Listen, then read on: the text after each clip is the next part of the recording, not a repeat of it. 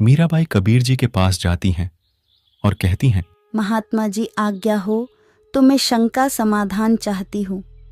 मैंने आज तक किसी के मुख से ये नहीं सुना कि कृष्ण जी की भी जन्म मृत्यु होती है। परमेश्वर कबीर जी ने कहा, ये आपके धर्म गुरुओं की गलती है, जिन्हें आज तक स्वयं ज्ञान नहीं था कि उनके सदग्रंथों में क्या लिखा है। जिस रास्ते से मीराबाई कृष्ण जी के मंदिर जाती थी, उसी रास्ते में एक छोटा सा बगीचा था जिसमें कबीर साहिब सत्संग कर रहे थे। मीराबाई ने देखा, यहां पर परमात्मा की चर्चा चल रही है। परमेश्वर कबीर जी संक्षिप्त में सृष्टि रचना का ज्ञान सुनाते हुए कहते हैं, बच्चों, श्री कृष्ण जी से भी ऊपर और भी सर्वशक्तिमान परमात्मा है। जन्म और मरण तो कृष्ण जी का भी समाप्त नहीं हुआ, तो उनके पुजारियों को कैसे पूर्ण मोक्ष मिलेगा। परमेश्वर कबीर जी के मुख से ये बातें सुनकर परमात्मा के लिए भटक रही आत्मा को नई रोशनी सी मिली। सत्संग समाप्ति के पश्चात मीराबाई कबीर साहिब के पास जाती हैं और कहती हैं, महात्मा जी आप आज्ञा दे तो मैं शंका समाधान चाहती हूँ। मैंने आज तक किसी धर्म गुरु के मुख से ये नहीं सुना कि श्री कृष्ण जी से भी ऊपर और कोई समर्थ शक्तिमान परमात्मा है। मीराबाई दौराहे पर खड़ी हो गई थीं।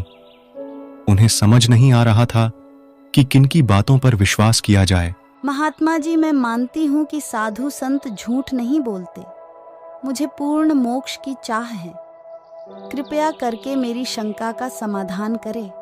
कबीर जी ने कहा, श्रीमद् देवी भागवत पुराण के 3 स्कंद में विष्णु जी स्वयं स्वीकार करते हैं, मैं विष्णु, ब्रह्मा तथा शिव नासवान हैं। हमारा आविर्भाव यानी जन्म तिरोभाव यानी मृत्यु होती रहती है। हम अविनाशी नहीं हैं। महात्मा जी मुझे तो स्वयं कृष्ण जी दर्शन देते हैं और मैं उनसे संवाद भी करती हूँ। अच्छा तो ठीक है, आप उन्हीं से पूछ लेना कि उनसे ऊपर भी क्या कोई परमात्मा है। वो झूठ नहीं बोलेंगे।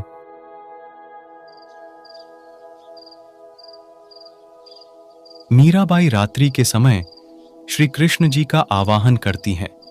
त्रिलोकीनाथ प्रकट हुए।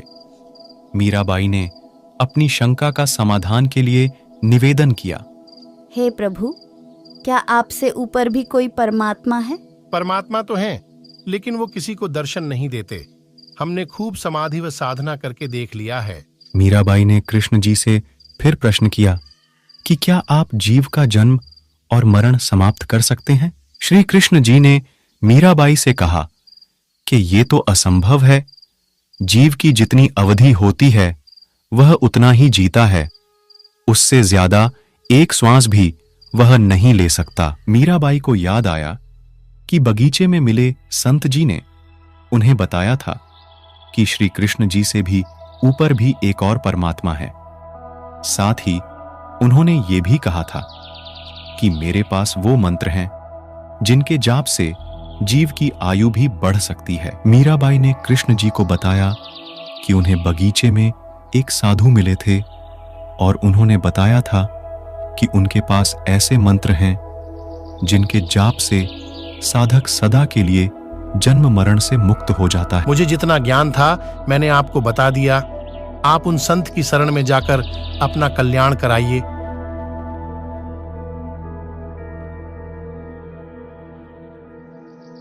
अगले दिन मीरा मंदिर नहीं जाकर सीधे संत जी के पास गई और श्री कृष्ण जी के साथ हुई सारी वार्ता कबीर जी को बताई और कबीर जी से दीक्षा लेने की इच्छा व्यक्त की। संत जी, मैं तो परमात्मा प्राप्ति के लिए निकली हूँ। मुझे तो पूर्ण मोक्ष की चाह है। कृपया करके नाम दीक्षा देकर इस दासी का कल्याण करे।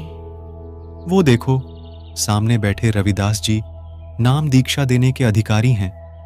उन्हीं से विनम्रता से विनती करें और वो ही आपको दीक्षा देंगे। मीरा जी तुरंत रविदास जी के पास जाकर बोली। मीराबाई जी ने कहा, संत जी दीक्षा देकर कल्याण करें। कृपया करके नाम उपदेश दे और मेरा कल्याण करें। संत रविदास जी ने कहा, मैं चमार जाति से हूँ और आप ठाकुरों की बेटी हो। आपके समाज के लोग आपको बुरा भला कहेंगे। आप एक बार पुनः विचार करें। कल को जब कुतिया बनूंगी तब ये समाज क्या करेगा? मीरा के सच्चे भक्ति भाव को देखकर रविदास जी उन्हें प्रथम नाम उपदेश दे देते हैं। अब मीराबाई दोनों समय, दिन और रात सत्संगों में जाने लगी। रात्रि के समय मीराबाई काफी देर तक सत्संग सुनती, क्योंकि सत्संग दिन की बजाय रात्रि में ज्यादा हुआ करता था। आजा बंदे शरण राम की, फिर पाछे पछतावेगा भाई। आजा बंदे शरण राम की, फिर पाछे पछतावेगा। मीरा को देर रात्रि तक घर से बाहर सत्संगों में जाता देख राणा क्रोधित हुआ। एक तो इस मीरा ने वैसे ही हमारी नाक कटवा रखी है, और अब देर रात को भी घर से बाहर पता नहीं कहां कहां जाती रहती है।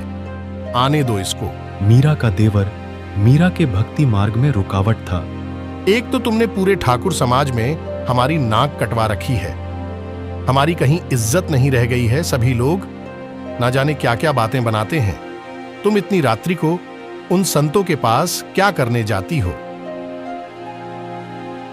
यदि कोई व्यक्ति मनुष्य जीवन में भक्ति नहीं करता है तो जब वह 84 लाख योनियों में जन्म लेता है, निवस्त्र होकर गलियों में घूमता फिरता है, तब उसकी इज्जत कहाँ रह जाएगी? मीराबाई की इन बातों को सुनकर राणा और भी क्रोधित हो जाता है और उसे समझाने के लिए उनकी माता को भेजता है। लेकिन मीराबाई जी ने तब भी सत्संग में जाना बंद नहीं किया। कुछ वर्षों के पश्चात देवर के अत्याचारों से दुखी होकर मीराबाई वृंदावन जाकर रहने लगी।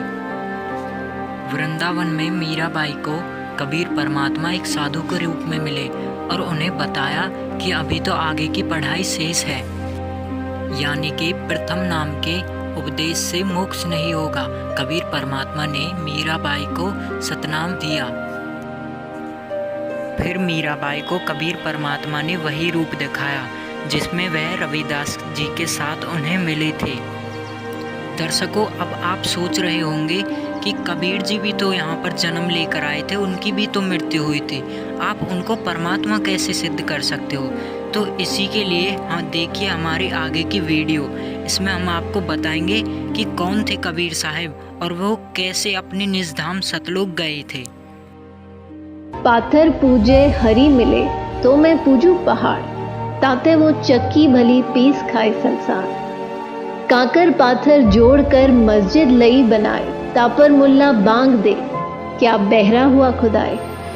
धार्मिक पाखंड के विरुद्ध इस तरह की वाणियां पहचान है उस संत की जो अध्यात्म का आधार है, जिनकी वाणी के बिना सब संत समागम अधूरे होते हैं। हम बात कर रहे हैं कबीर जी की, काशी वाले उसी धाड़क कबीर की जिनकी महिमा सभी धर्म ग्रंथ करते हैं।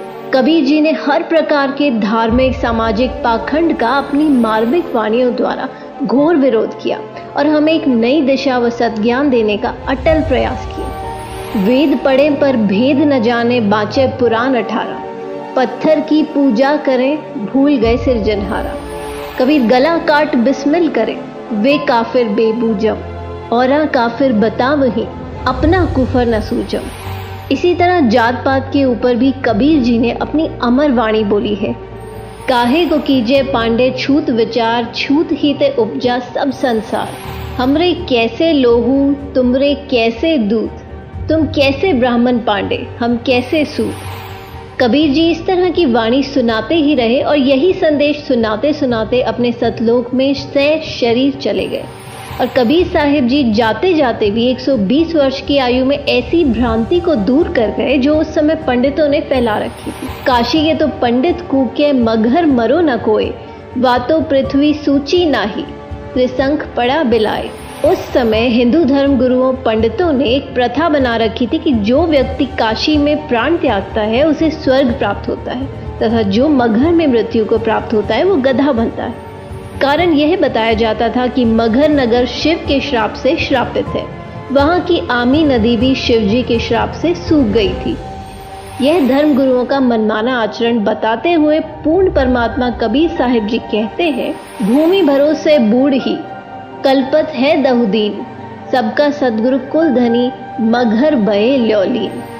इस वाणी में कबीर साहिब जी समझाते हैं कि मनुष्य स्वर्ग जाएगा या नरक, यह मनुष्य के कर्म आधार से निर्धारित होता है। परमात्मा कबीर साहिब जी कहते हैं कि भक्ति करनी चाहिए, भक्ति नहीं करने वाला व्यक्ति दुनिया की किसी भी जगह मृत्यु को प्राप्त हो, उसे नरक ही प्राप्त होगा। मुक्ति खेत मथुरापुरी वहाँ कीना कृष्ण की लोल, कंस केसी चानौर से वहाँ फिरते डामाडोल। परमात्मा कहते हैं कि मथुरा जिसे आप लोग मुक्ति का धाम बताते हो, क्योंकि श्री कृष्ण जी ने वहाँ लीलाएं की थी, लेकिन उसी मुक्ति धाम में कंस केसी चानौर की दुर्गति से मृत्यु हुई। परमात्मा कहते हैं कि स्वर्ग नरक कर्म आधार से प्राप्त होते हैं, किसी जगह विशेष पर मरने से नहीं। कबीर जी ने इसी भ्रम का निवारण करने के लिए कहा कि मैं मगहर में अपना शरीर छोड़ूंगा और तुम सब देखना कि मैं कहाँ जाऊंगा। इस बात से हजारों की संख्या में लोग निश्चित दिन मगहर में पहुंच गए। कबीर जी ने कहा कि मैं बहते पानी में स्नान करूंगा। राजा ने बताया कि यहाँ एक आमी नदी हुआ करती थी जो भगवान शिव के श्राप से सूख चुकी है। कबीर जी ने उस नदी की तरफ अपने हाथ से इशारा किया, जैसे ट्रैफिक पुलिस वाहनों को चलने का इशारा करती है।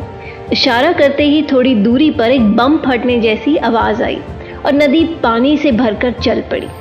सभी ने ये लीला देखकर कबीर जी की जय जयकार की और नदी में स्नान किया।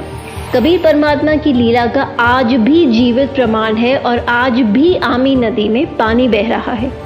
मगहर के नवाब बिजली खान पठान व काशी नरेश वीर देव सिंह बघेल जो कबीर जी के शिष्य बन चुके थे, वो दोनों ही अपनी अपनी सेना लेकर वहां पहुंच गए थे।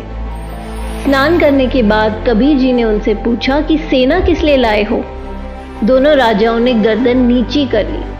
तभी वहां खड़ी भीड़ में से आवाज आई कि मुस्लिम लोगों ने कहा, आप हमारे पीर हैं, हम आपका अंतिम संस्कार मुस्लिम रीति से करेंगे, इन काफिर हिंदुओं के हाथ नहीं लगने देंगे। हिंदुओं ने कहा कि हम कटकर मर जाएंगे, लेकिन भगवान आपका शव इनके हाथ नहीं लगने देंगे। दोनों धर्म के लोगों को एक दूसरे को मरने मारने पर उतारू देख कबीर जी ने कहा कि अरे नादानो, क्या 120 वर्ष तक तुम्हें यही शिक्षा दी मैंने? सभी शर्मिंदा हो गए। कबीर जी ने आदेश दिया कि यदि आपस में लड़े तो तुम सबको मेरी 3 तलाक है। मेरे जाने के बाद शरीर के स्थान पर जो कुछ भी मिले आधा आधा बांट लेना, लेकिन लड़ना मत बच्चों। भक्तों ने एक चद्दर बिछाकर उस पर सुगंधित फूल डाल दिए। उस पर कबीर जी लेट गए। एक चद्दर ऊपर डाल दी। थोड़ी देर में आकाशवाणी हुई, उठा दो पर्दा, इसमें नहीं है मुर्दा। लोगों ने जब आसमान की तरफ देखा तो एक अद्भुत प्रकाश ऊपर की ओर जा रहा था। आकाशवाणी में कबीर साहिब जी ने पंडित और ज्योतिषियों से कहा कि खोलो अपने पत्रे और देख लो मैं कहाँ जा रहा हूँ। सबने देखा और कहा कि यहाँ तो सब नक्षत्र ही बदल गए हैं, ये तो स्वर्ग से भी ऊपर की ओर जा रहे हैं। तभी तुरंत चद्दर हटाकर देखा तो दोनों चद्दरों के बीच में सुगंधित फूल मिले, जिसे देखकर सभी हिंदू मुसलमान जो लड़ाई करने वाले थे वो आपस में लिपटकर फूट फूट कर रोने लगे। सभी एक दूसरे के गले लगकर इस प्रकार रोने लगे जैसे बच्चों की माँ मर जाती हो, जैसे वो अनाथ हो गए हों। संत गरीबदास जी की अमर वाणी है, काशी तज गुरु मगहर आए दोहू दीन के पीर, कोई गाडे कोई अगन जरावे, ढूंढा ना पाया शरीर। आधे फूल एक चद्दर हिंदुओं ने व आधे फूल और दूसरी चद्दर मुसलमानों ने ले ली और वहीं पर साथ साथ यादगार बना दी। इसका प्रमाण मगहर में आज भी है और पूरे विश्व में केवल मगहर को छोड़कर ऐसी कोई जगह नहीं है जहां एक व्यक्ति की एक ही स्थान पर समाधि और मजार दोनों हो। अतः कबीर जी हमें जाते जाते भी ये संदेश देकर चले गए कि हिंदू मुस्लिम दो नहीं भाई, दो कहें सो दो जग जाई। कहा तो दोनों के बीच भयंकर युद्ध होना था और उसके विपरीत परमात्मा की दया से दोनों दीन हिंदू मुसलमानों में भाईचारा बढ़ा। लेकिन परमेश्वर दयालु है, उन्होंने जाते जाते भी उस अनर्थ को टाल दिया। तभी तो कहते हैं, आग लगी आकाश में झड़झड़ पड़त अंगार, संत न होते जगत में तो जल मरता संसार। वो परमेश्वर, वो संत जो विनाश से बचाने वाला है, जो प्राकृतिक परिवर्तन भी कर सकता है, वो कोई और नहीं, संत रामपाल जी महाराज जी ही हैं। जी हाँ, संत रामपाल जी महाराज जी, जो वर्तमान में पाखंडवाद को खत्म करते हुए सत्य भक्ति का मार्ग चला रहे हैं। मानव समाज से निवेदन है कि संत रामपाल जी महाराज जी के सत्संग सुने और उनसे नाम दीक्षा लेकर अपना मानव जीवन सफल बनाएं।